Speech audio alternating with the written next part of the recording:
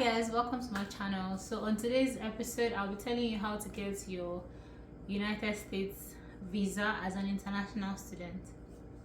It's been a minute I did one of these kinds of videos, so this is me trying to fill up the gap. As you already know, I do love to travel, and even if I haven't done a lot of it this year, but I do love to travel and I love to give these tips because these are the things that I have found are helpful in my journey or my quest for visas as an international student with a weak passport. So if you haven't subscribed, please do also subscribe, like, share, comment, binge on my other contents. I keep saying binge on my other content, but I feel like you do not.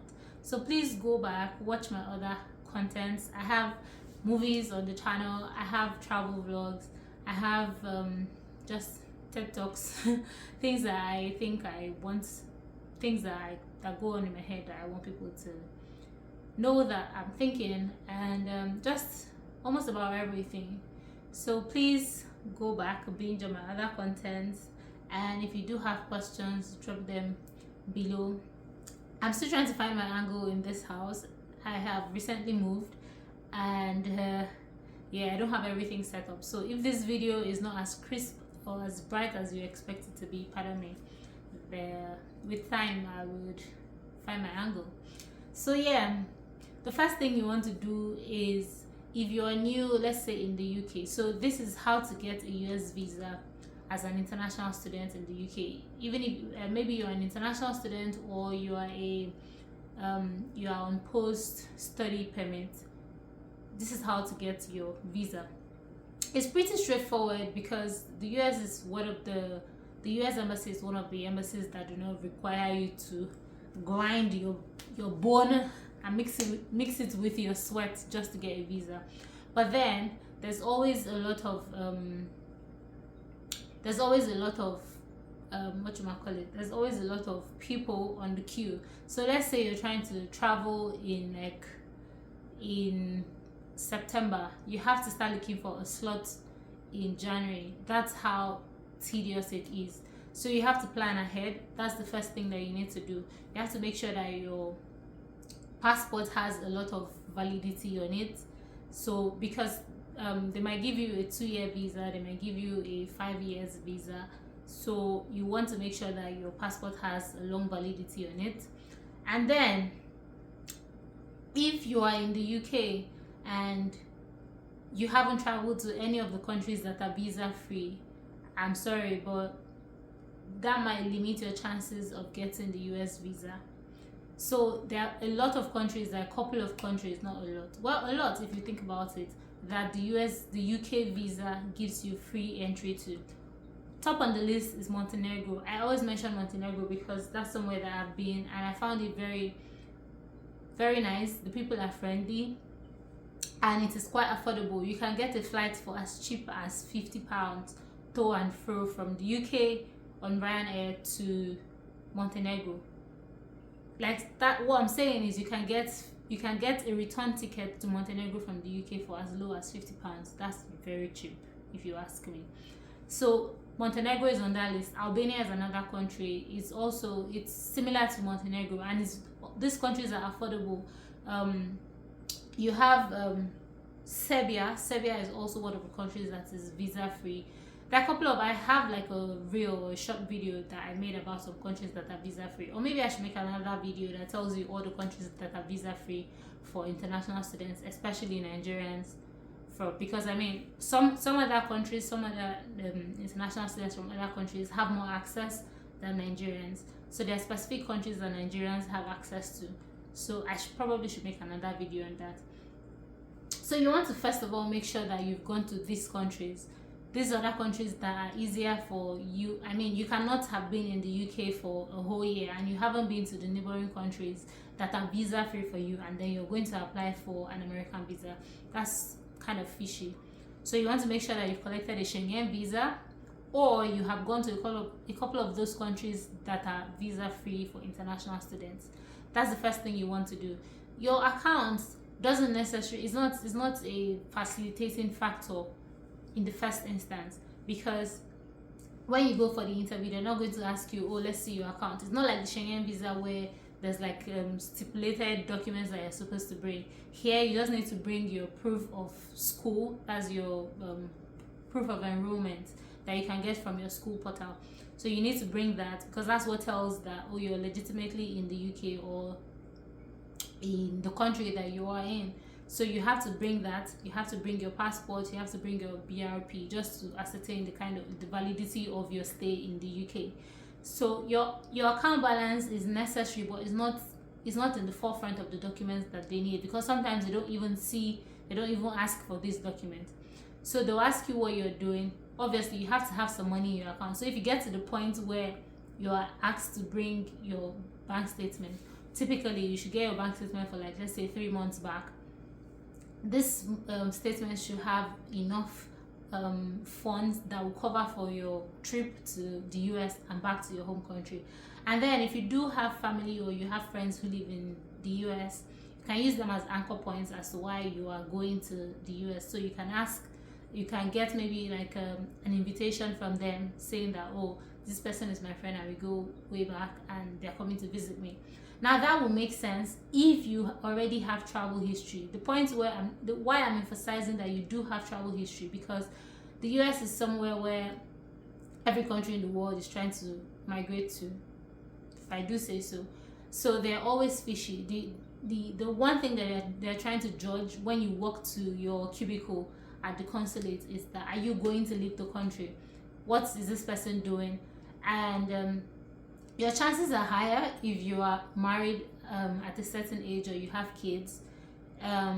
It sort of tells them that you have something to come back to, so you're definitely not running away. That's one thing. And then you just want to make sure that when you have fixed, okay, I should go about it in a sequence. The first thing you need to do first is you need to plan ahead. So if you want to travel in September, start looking for a date for your appointment in January, because you might have to wait 6-7 months for you to get an appointment. There are 2 consulates in the UK.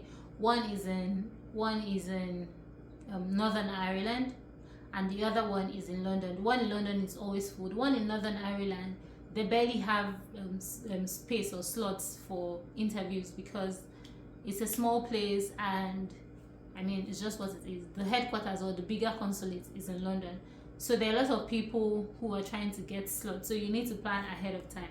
Secondly, you need to make sure that your passport is in check, your BRP is in check, your study permit is in check. And when all that is done, when you finally make it to the consulate, there's a document that you fill online. I need to also state that it's quite straightforward. It's very easy for you to apply for your visa by yourself. You just have to go to the US visa site and register. It's straightforward. You just fill your biodata and then they give you a form. It's called DS-180, if I'm not mistaken. Someone correct me in the comment section if I'm wrong. But there's a form that you fill, and you have to come with this form to the consulate or to the embassy when you're going for your interview.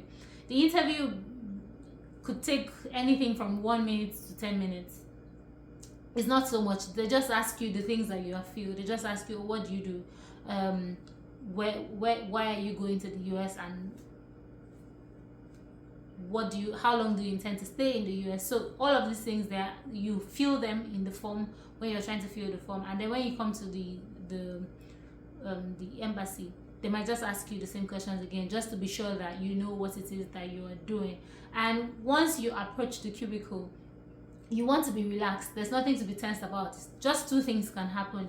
It's either they give you the visa or they do not give you. It's straightforward. So there's no need for you to be tensed, because you know that your ways are pure. You're just going to visit. You just want to visit the US because the US is the US, and it's just right that you visit the US. So there's nothing. You don't have any ulterior motive. So you just want to relax. You hand over your documents when you are asked. You relax. You say the truth, like whatever questions that they ask you. I mean, you are in school or you have legitimate stay in the UK, so there's really no need for you to be scared or anything. So it's either you get a yes or you get a no. If you get a yes, they'll ask you to drop your passport and you receive your passport a couple of days after. Or if you get a no, you go with your documents. You go with your documents and your passport, and you can apply again. But finding the slot for the next time is always another task, because like I said, there are a lot of people who are on the queue waiting to get their visas. So if you have your papers in check, you've booked your appointments, you've gone, you've made it to the cubicle where they're going to ask for take your okay. First of all, when you get to the embassy, one person takes your thumbprints, and then you go back to wait, and then another person calls you to their cubicle to ask you the interview questions. It's pretty straightforward. There's no big deal about it. And at this point, you just want to pray and cross your fingers. Whatever you believe in, pray to them that the person who is interviewing you is not in a bad mood, or is not. Just pray that you find favor with the person, because with the US embassy, you can't really tell.